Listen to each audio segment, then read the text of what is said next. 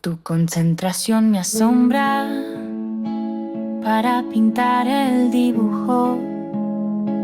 Repites colores, sigues instrucciones, te entretienes. Tu mirada atenta al detalle de lo que tus padres te enseñan.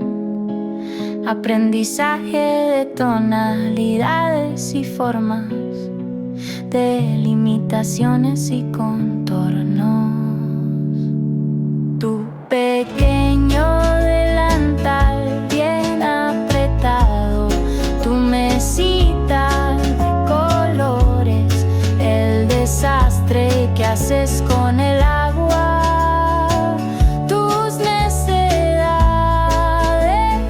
incomprensibles, alegrías de nuestra paternidad, retratos narrativos de tu infancia.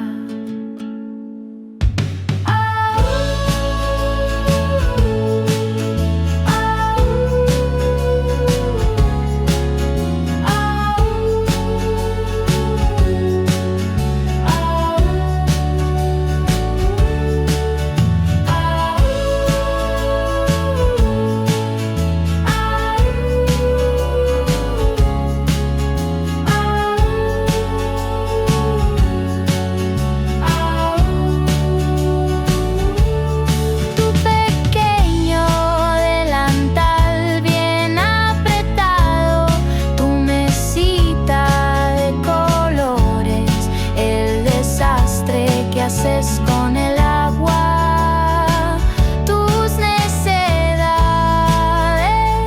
incomprensibles, alegrías de nuestra paternidad, retratos narrativos de tu infancia.